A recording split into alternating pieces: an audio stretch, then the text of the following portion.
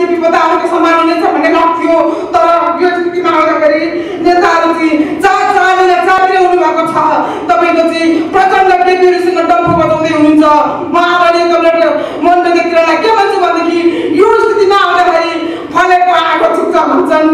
बेस्याको कोठीमा लगेर चाहिँ बेचिएका चेली बत्ती चाहिँ बर्बाद ढङ्गबाट चाहिँ जसरी चाहिँ बक्साहरू चाहिँ त्यसरी चाहिँ बर्बाद ढङ्गबाट खनिन्छन् त्यसरी चाहिँ हिजोका चाहिँ सैनिक के अरे चाहिँ बङ्करहरूमा हिजोका सैनिक हिरासतहरूमा चाहिँ त्यसरी नै चाहिँ बक्साहरू त्यसरी नै चाहिँ आफ्नो नेपाली चेली बत्ती त्यसरी चाहिँ बर्बाद ढङ्गबाट चाहिँ उनीहरू चाहिँ खनिन्थे। आखिर हामीले के बिगारेका थियौँ? हामीले चाहिँ गल्ती थियो। हामीले के अपराध थियो?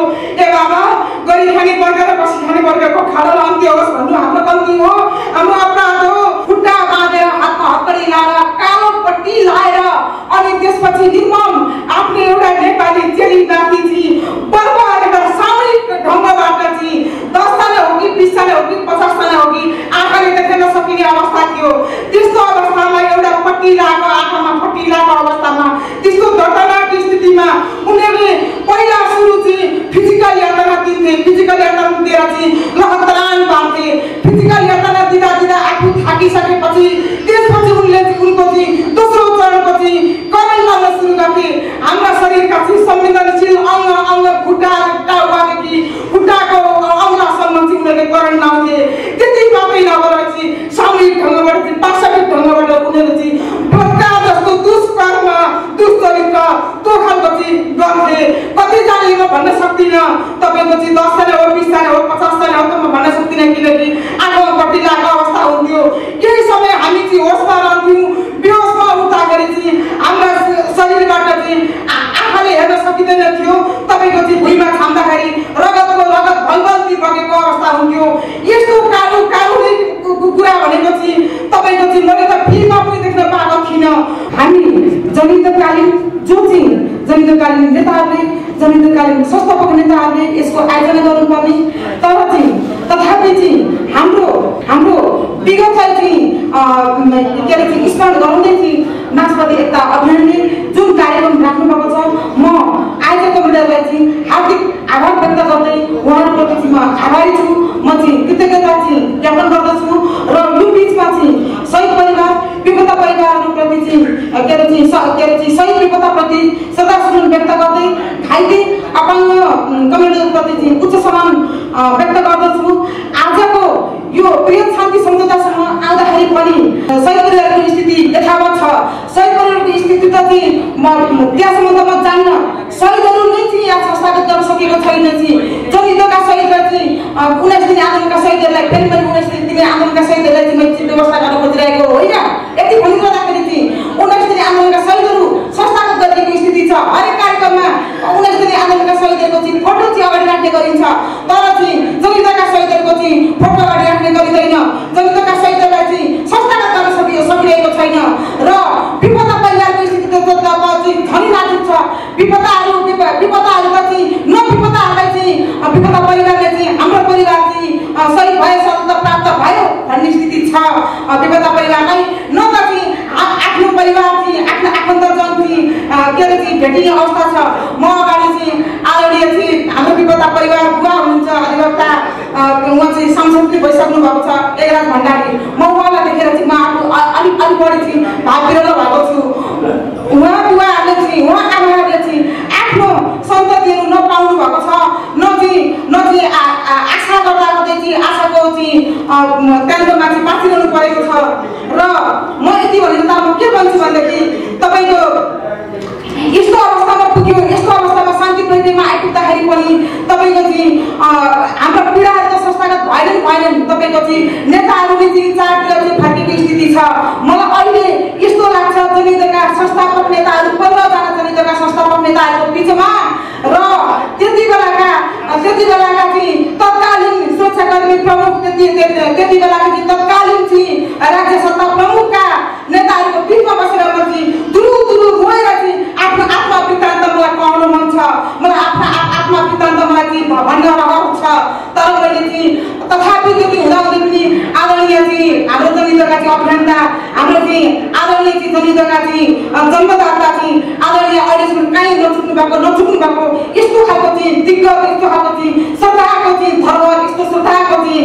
शिखर अगाडि चाहिँ हुनुहुन्छ कमरेड मोहन वैद्य किरण, अनि त्यसपछि हाम्रो चाहिँ कमान्डर हुनुहुन्थ्यो चाहिँ कृष्णबहादुर मोहरा लगायत चाहिँ आदरणीय अरू कमान्डरहरू पनि हुनुहुन्छ। यो बिचमा मैले भनिरहँदाखेरि म नेताहरूलाई मैले चाहिँ के भन्छु भनेदेखि मिडिया मार्फत चाहिँ हाम्रो पीडा चाला भैरवनाथ गढ जस्तो चाहिँ कसाईखाना, जो कसाईखानामा भैरवनाथ गढ चाहिँ एउटा प्रतिनिधि पात्र मात्रै भयो। यो चाहिँ 75वटा जिल्लाका चाहिँ हिरासतहरू चाहिँ कस्ता थिए त, सैनिक तरिकाहरू कस्ता थिए त भन्ने मैले चाहिँ यहाँ उजागर गर्न चाहन्छु चाहिँ आदरणीय चाहिँ नेताहरूको बिचमा, आदरणीय चाहिँ बौद्धिक व्यक्तित्वहरूको बिचमा। तपाईँको चाहिँ एउटा नेपाली चेली जो आस्थाको बन्दी, एउटा नेपाली चेली राष्ट्रियताको पक्षमा, एउटा जनजीविकाको पक्षमा, एउटा नेपाली जनताको पक्षमा हाम्रो स्वार्थ के थियो? हामीहरू के थियो भनेदेखि हिजो चाहिँ गुमेका भूभागहरू फिर्ता भएर आउँछन् र चाहिँ नेपाली मुलुकले, नेपाली माटोले मुक्ति पाउँछ, नेपाली जनताले न्याय पाउँछन्, गरिब खाने वर्ग र वापस खाने वर्गको खाडल अन्त्य हुन्छ भन्ने त थियो। हाम्रो अरूको त केही स्वार्थ थिएन नि।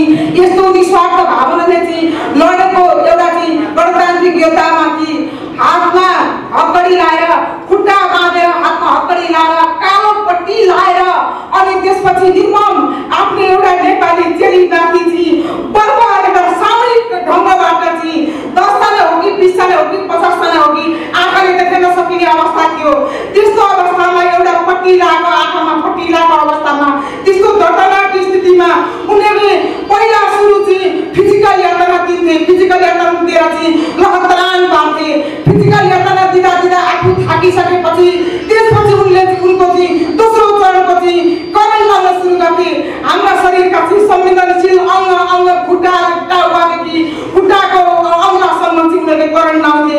त्यति मात्रै नभएर चाहिँ सामूहिक ढङ्गबाट चाहिँ पाशविक ढङ्गबाट उनीहरू चाहिँ भत्का जस्तो दुष्कर्म, दुष्चरित्र त्यो खालको चाहिँ गर्थे। कतिजनाले म भन्न सक्दिनँ, तपाईँको चाहिँ 10 जना हो, 20 जना हो, 50 जना हो त म भन्न सक्दिनँ, किनकि आँखामा पट्टी लागेको अवस्था हुन्थ्यो। केही समय हामी चाहिँ होसमा रहन्थ्यौँ, बेहोसमा उठ्दाखेरि चाहिँ हाम्रा शरीरबाट चाहिँ आँखाले हेर्न सकिँदैन थियो। तपाईँको चाहिँ भुइँमा छाम्दाखेरि रगतको रगत भलभल्ती बगेको अवस्था हुन्थ्यो।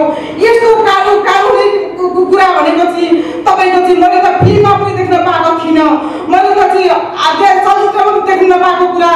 तपाईँको चाहिँ बेस्याको कोठीमा लगेर चाहिँ बेचिएका चेलीमाथि चाहिँ बर्बाद ढङ्गबाट चाहिँ जसरी चाहिँ बक्साहरू चाहिँ त्यसरी चाहिँ बर्बाद ढङ्गबाट खनिन्छन्, त्यसरी चाहिँ हिजोका चाहिँ सैनिक बङ्करहरूमा, हिजोका सैनिक हिरासतहरूमा चाहिँ त्यसरी नै चाहिँ बक्साहरू त्यसरी नै चाहिँ आफ्नो नेपाली चेलीमाथि त्यसरी चाहिँ बर्बाद ढङ्गबाट चाहिँ उनीहरू चाहिँ खनिन्थे। आखिर हामीले के बिगारेका थियौँ? हामीले चाहिँ गल्ती थियो, हामीले के अपराध थियो? ए बाबा, गरिब खाने वर्ग र बसी खाने वर्गको खाडल अन्त्य होस् भन्नु हाम्रो गल्ती हो, हाम्रो अपराध हो। राष्ट्र स्वाधीनताको नेपाली आमाको अस्मिताको रक्षा होस् भन्नु हाम्रो अपराध हो। उनीहरूले हामी भलै अपराधी भन्ने ठानेर हो त्यस्तो खालको दुष्कर्म गरे र शान्ति प्रक्रियासम्म आउँदाखेरि हामीलाई के लाग्थ्यो भने हाम्रो चराको घाममा कालो मलमपट्टि लाग्ने छ र चाहिँ यहाँ चाहिँ शहीदहरूको सम्मान हुनेछ, यहाँ चाहिँ विपदाहरूको सम्मान हुनेछ भन्ने लाग्थ्यो। तर यो स्थितिमा आउँदाखेरि नेताहरू चाहिँ चारतिर हुनुभएको छ। तपाईँको चाहिँ प्रचण्ड केपीहरूसँग डम्फु बजाउँदै हुनुहुन्छ।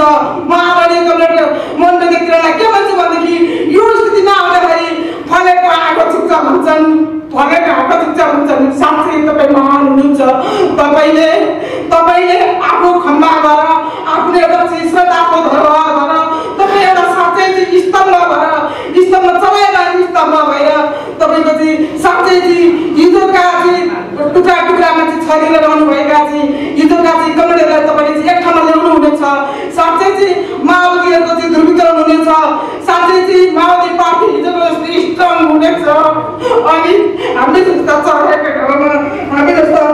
घाउमा चाहिँ मलमपट्टि लाउनु हुनेछ र चाहिँ यसमा अरूले भन्दा पनि चाहिँ आदरणीय कमरेड मोहन वैद्य किरणले चाहिँ अलि झुक्नुहुनेछ, कम्प्रोमाइज गर्नुहुनेछ भन्ने मलाई लाग्छ ध्रुवीकरणको लागि, एकताको लागि। किनकि उहाँ अहिलेसम्म चाहिँ राष्ट्रियताको लागि पनि कहीँ चुक्नु भएको छैन। जब एउटा सांसद पनि चाहिँ खसीकट्टाको जुम्याएर कुकुरको मासु बेच्ने यस्तो फटा सांसद भनेर एकजनमा धेरै हिँड्नु भएको छ। उहाँ जस्तो महान नेता हामीले पाएका छौँ।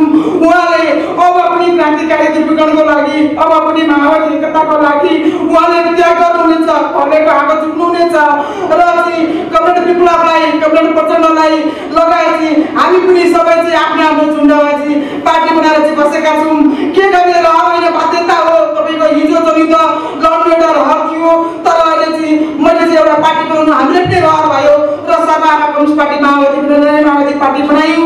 त्यसको चाहिँ नेतृत्व गर्ने चाहिँ मेरो साथीहरूले मलाई दिनुभएको छ र अब साँच्चै घाइते अपाङ्गहरूको सारेका घामपट्टि लाउने र जनहितका उपलब्धिहरूलाई संस्थागत गर्ने र जनहितको उपलब्धिहरूलाई संस्थागत गर्दै विकास गर्ने तर्फ हामी लाग्ने हो भने कि माओवादी एकता नभई सुख छैन। माओवादी एकता हुनुपर्छ। माओवादीहरूको देशभक्त क्रान्तिकारीहरूको प्रिय दुर्गण हुनुपर्छ। त्यसको लागि चाहिँ तपाईँ किरणले चाहिँ यसको थालनी गर्नुहुनेछ, फलेको आगो झुक्नुहुनेछ भन्ने मलाई लाग्दै म यहाँ बिदा हुन्छु। हस्त धन्यवाद।